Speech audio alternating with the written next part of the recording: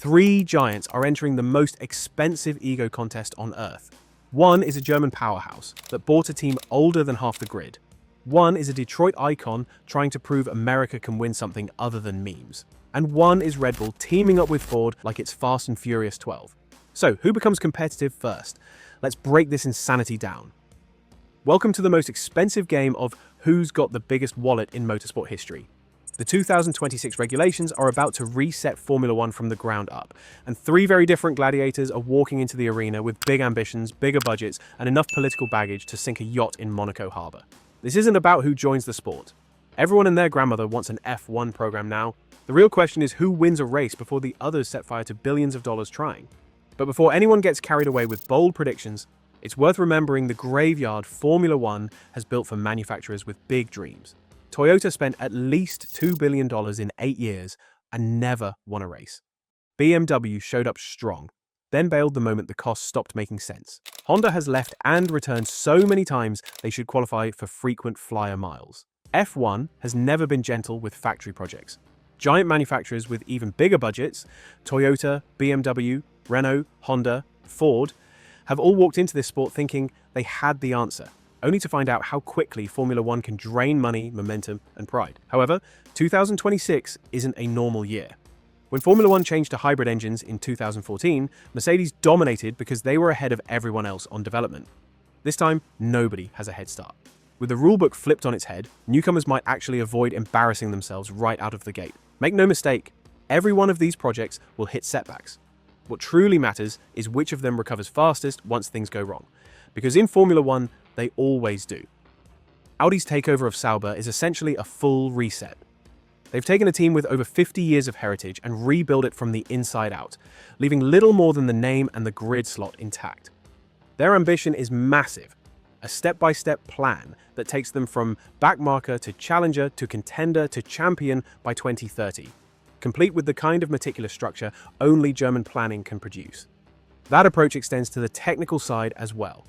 Audi's power unit program in Nürburgring is already underway, and the timing favors them. With the MGUH disappearing in 2026, established teams have to untangle years of old systems, while Audi gets the rare advantage of starting clean and designing directly for the new rulebook. Audi also has real electrification credibility. They spent years winning Le Mans with some of the most advanced hybrid systems in racing, and they've got the entire Volkswagen Group's EV expertise behind them. Combine that with a locked-in lineup of Nico Hülkenberg and Gabriel Bortoleto, their foundation looks far stronger than the average newcomer. But hardware isn't their biggest challenge. People are. Sauber has been dealing with a steady stream of departures across critical roles, and that kind of turnover drags development in ways no team can afford during a regulation reset. It's hard to build a long-term project when the structure underneath keeps shifting. Even so, Audi still has the ingredients you'd expect from a serious contender. Factory-level backing, a true clean-sheet engine project, and a long-term roadmap, detailed enough to impress a Swiss watchmaker. On paper, they look like the most organized newcomer entering the 2026 era. But this is Formula One, a place where efficiency rarely survives. Politics reshapes entire seasons, and even the best plans can evaporate after one chaotic strategy meeting. But the history of factory projects in F1 hasn't been gentle. Toyota, BMW, Renault, Honda, Ford, giants with massive budgets, have all walked into this sport believing they had the answer, only to find out how quickly F1 can drain money, momentum, and patience. What changes the equation for Audi is the 2026 reset. With no MGUH advantage and a clean slate across the grid, nobody gets to lean on a decade of hybrid dominance. That gives newcomers a rare chance to be competitive earlier than usual. The struggles will come, every new program faces them, but the real question for Audi is how fast they can recover when the inevitable setbacks arrive. Cadillac's entrance into Formula One comes with the kind of bold confidence only an American manufacturer would dare bring to a sport known for chewing up newcomers. They dropped $450 million in anti-dilution fees just to get in the room, a staggering price for the privilege of lining up against teams who've been doing this since before most of America remembered that cars can turn both left and right. Their path in wasn't smooth either. After the Andretti partnership got tangled in politics, and the FIA politely hinted they weren't welcome, Cadillac pushed ahead anyway, determined to force their way onto the grid. What they want to prove is simple. GM believes Detroit can build more than trucks, SUVs, and big V8s. They've spent years developing electric platforms, batteries, and hybrid systems. Experience that becomes incredibly valuable in a 2026 formula that leans heavily on electric power. And while GM works on building its own 2026 compliant power unit for the future, Cadillac won't be showing up empty-handed. They're partnering with Ferrari for their initial power unit program, using Maranello's technology as the foundation while they develop their own engine behind the scenes, with hopes of unveiling a fully GM-built power unit as early as 2028. But even with those advantages, Cadillac isn't taking the easy route. Designing a new F1 engine program during a global engineering talent shortage is brutal. They're trying to build an entire organization and culture capable of competing at the highest level, something that took teams like Mercedes and Red Bull decades to perfect. It's like trying to assemble a rocket from scratch with only a vague instruction manual and a countdown clock already ticking. Still, Cadillac brings more to the fight than just ambition. They have enormous funding, deep EV expertise, a clean slate, and a stubborn underdog mentality that American motorsport has thrived on for generations. Inside GM, there's a genuine belief they can carve out space in a paddock famous for rejecting outsiders. And if there's one thing American racing loves more than horsepower, it's a comeback story fueled by sheer determination. The reality remains. Building a competitive Formula One team from scratch is one of the hardest engineering and sporting challenges on Earth. It's possible, but it's messy, expensive, and unforgiving. Early success won't come easily, and it won't come quickly. But Cadillac is wagering that time, money, and relentless effort will eventually turn this massive gamble into something real, and maybe even something historic. Red Bull's partnership with Ford made headlines, but it didn't surprise anyone. Red Bull treats Formula One like their personal playground, and adding Ford is just another why not move from a team that already runs the sport. Their real challenge is the transition away from Honda, a partner whose on-again, off-again relationship with F1 has always felt like a long-running soap opera.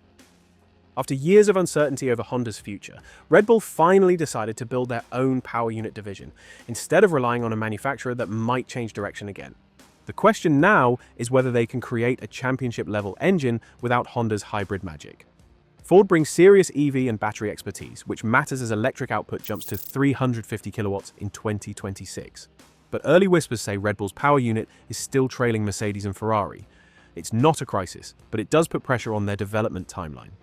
Even with that, Red Bull enters 2026 with massive advantages. They have Max Verstappen, the strongest aero department of the modern era, and an organization that expects to win every time it shows up. In a reset year, that kind of foundation is priceless. And 2026 really is a clean slate. Smaller cars, more electric power, active aero, and mandatory sustainable fuels will force every team to rethink their approach from scratch. Audi has hybrid racing experience to lean on. Cadillac has GM's EV knowledge, and Ford brings its own electrification expertise. But newcomers often benefit from starting fresh instead of untangling old systems. Still, this is Formula One. A reset helps underdogs, but execution needs to be nearly perfect, and politics hits as hard as aerodynamics. Red Bull starts closest to the front, and that alone makes them the main target in a season where everyone else is trying to catch up. When you compare these three programs side by side, the differences become clear. All of them have real funding behind them, but Red Bull has the kind of money that's already been refined into championships. Audi and Cadillac both have serious resources, but they're still shaping those investments into the F1 specific structures they'll need long term, while Red Bull already has that machine fully tuned. Politically, Audi is juggling Swiss, German, and FIA bureaucracy all at once. Cadillac is working through the subtle gatekeeping that comes with being a new face in the paddock, and Red Bull continues navigating the system like veterans who've been bending it to their advantage for years. Driver lineups show three different strategies. Cadillac has moved early, signing Valtteri Bottas and Sergio Perez, two proven veterans who can give sharp development feedback while stabilizing a brand new operation. Audi is pairing experience with long-range potential through Nico Hülkenberg and Gabriel Bortoleto.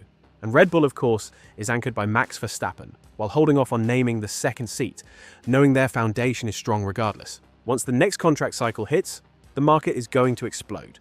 New manufacturers will throw huge offers at established drivers, and the bidding wars could reshape the grid. Red Bull will be part of that chaos, but they start from a position of strength. And underneath it all, the infrastructure tells its own story. Audi has an advanced base already in motion.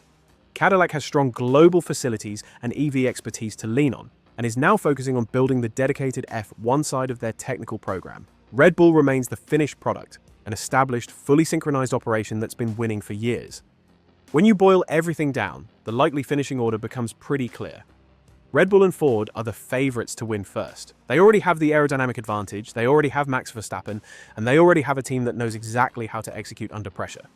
As long as Ford doesn't completely botch the power unit transition, they'll be the first to break through. Audi comes next. They have long-term stability, real factory backing, and a serious plan if they can stop losing key people and actually execute the blueprint they've spent so much time building. Cadillac slots in behind them, fueled by massive potential and unshakable American optimism, but still facing the steep climb of shaping their F1-specific operation into something competitive. If you want actual predictions, the kind that will either make me look like a genius or a complete idiot, here they are. Red Bull Ford wins their first race by mid-2026, but runs into reliability issues that ultimately cost them the championship. Audi grabs their first podium in 2027 during a chaotic wet race where half the field ends up in the runoff. Cadillac scores their first points in 2028 at their home race in Las Vegas, mostly because the racing gods cannot resist a good sense of humor. By 2030, Red Bull Ford has multiple race wins, but at least one heartbreakingly lost title thanks to power unit failures. Audi becomes a consistent podium threat without quite cracking victory. Cadillac either evolves into a surprise contender or ends up selling the operation to someone with more patience. And through it all, Formula One stays true to form. Someone will quit the moment things get difficult, someone will panic and make terrible decisions, and someone will accidentally build a rocket ship while trying to fix their coffee machine. For a sport that's given us Ferrari strategy blunders and Williams' uncanny ability to snatch defeat from the jaws of victory, adding 3 new manufacturers just means 3 new ways to create chaos. And honestly, the real winner here might be Netflix, who now gets to film 3 seasons of manufacturers trying to explain why their multi-million-dollar cars are being bullied by the safety car. If you love watching manufacturers burn money trying to outrun chaos, make sure to like, comment, and subscribe for more F1 breakdowns.